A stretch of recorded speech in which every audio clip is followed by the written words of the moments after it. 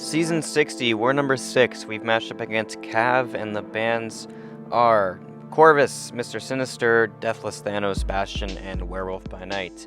And my team today is going to be Vox, Dazzler, and Spider-Woman. And I'm happy about this war. I'm bringing Vox back. I'm bringing Dazzler, two champs who I have not used a lot in the past couple seasons, because my main roster for war has almost consistently been Spider-Woman, Tigra, Jean Grey, or Dark Phoenix, so having two attackers that don't fall into that lineup feels pretty unique for me at this point.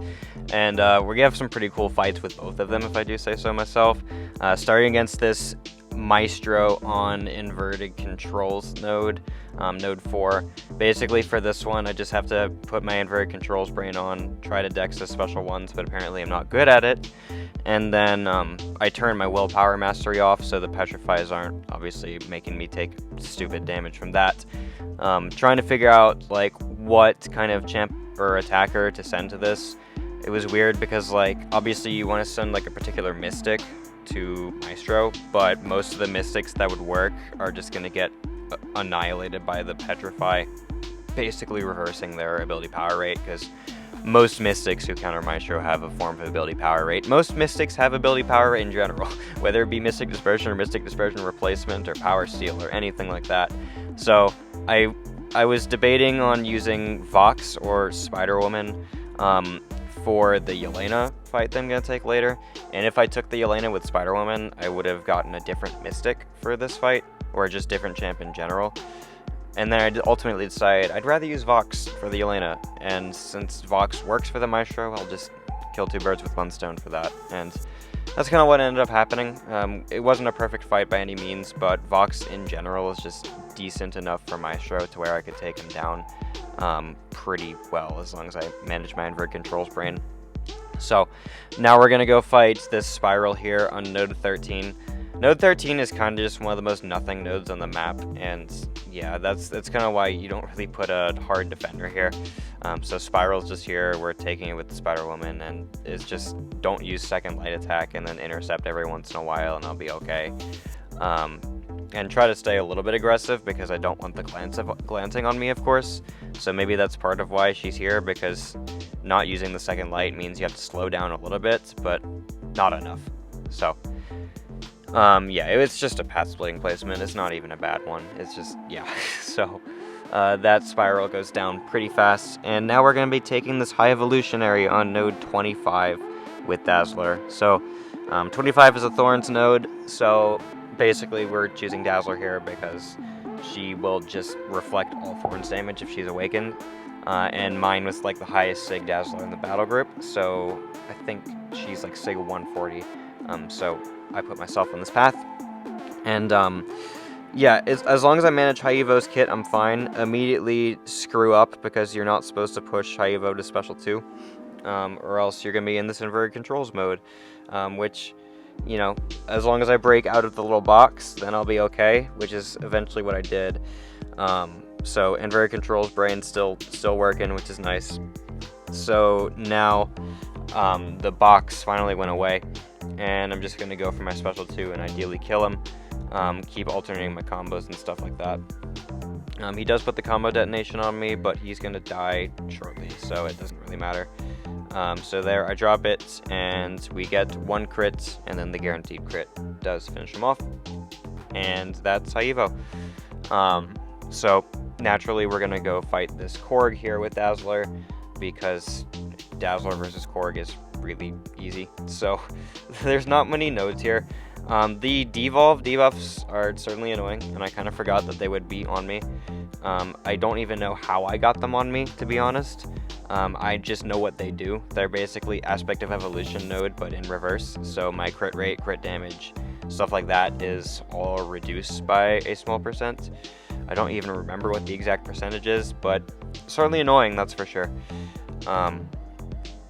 And yeah, I genuinely don't remember how to make it to where they don't go do the crossfight thing. I'm going to have to look that up eventually, but this Corg is still not going to last very long because it's Dazzler versus Corg, and we get only one crit on the special 2 until the guaranteed crit, and then the guaranteed crit just wipes him off the face of the planet, so it's fine. Okay, now we're doing mini bosses, and we're going to start with this Rintra here on node 37, which is a very easy fight for Spider-Woman. The only thing we need to pay attention to is if he roots himself from the node, he's going to go unstoppable. And of course, Jestrew gains an evade buff if we hit an unstoppable opponent, so it really doesn't even hurt me if I do let him do that. I'm still going to try to root myself because I can actually hit him if I'm rooted and I'm close, but if he's rooted and unstoppable, I really can't hit him. So I think the ensnare actually failed the root from triggering, which is really funny, and I love when that happens. And so from here, we're going to go ahead and build up to just over a bar of power, push him to 2 bars so he takes more power sting damage, and then he drops it. He's down to 35%. And I'm going to do an evade there because I messed up the dex, but it's fine because Spider-Woman saved me. And he's going to be at 5% now. And that's just because I didn't push him to special 2 with the power stings. So the fight's going to last a little longer. He does have like 5 regens now. So Despair is really putting in work there, but we do kill him. So not too bad, not too bad. And then we're going to go fight Yelena now. Okay, so this is node 44. This is Hazard Shift, Poison, and Rupture. Vox is poison immune, so we play aggressive in poison phase. We play chill-ish in rupture phase. I'm still going to hit her sometimes if I need to play aggressive to manage Vox's kit, then I will do that. I'm not going to completely stall in rupture phase. So basically, like, if I need to get my degens consumed back into buffs, I'll hit her during rupture phase. If I'm just baiting the special ones, like don't have any degens ticking, I'm just gonna, slow play it and only hit her a little bit. So like, if I triggered ruptures a little bit earlier in my combo, I probably would have backed off and just started chilling a bit more. But because that didn't happen, I just decided to just slow combo and finish the combo, and then eventually got a rupture on me, but it's fine. So she drops a heavy attack there, and then I do a combo. I love dexing Yelena's special 1 with Vox because we get 5 precision buffs. You can get 10 if you push her to special 2, which is even more fun. Catch her dash attack with my special 1, and then we consume the degens back. I also made sure not to hit her when she was crossing 50% health, because then she would have gained 50 combo and be an elimination by now. So I made sure to end my combo early and back off before she hit 50% during my basic attacks, and let the degens do it, so then she didn't get the extra 50 combo. Now we're going to go fight Arnim Zola on node 48 with Spider-Woman. So she can only turn off the stun reflect if I use a special 1 in this fight, so the game plan for how I'm knocking him down, like to remove his charges from the heavy attack, is obviously we want to do the same thing I always do, where I get him to charge a heavy after his first medium or first light attack, and then charge him a heavy. And then I can parry the medium attack. Like, I can parry the first hit in his combo no matter what, because his first hit's either going to be his first medium or first light, which are both non-contact. After he does his first hit into my block, I need to make sure to not reparry, because if he drops a second light or a second medium, it's going to be contact. I'm going to get stun reflected.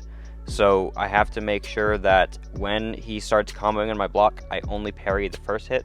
I think I made a mistake early on and do both, but luckily he went for that first light, so it didn't matter.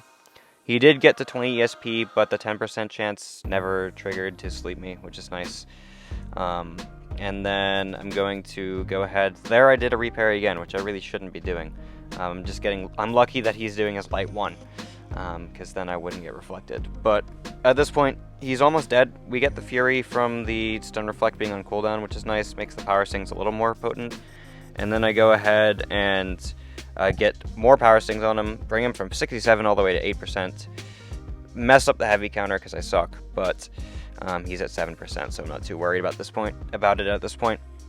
And then I'm gonna combo Relic, and then he dies with a heavy attack right there.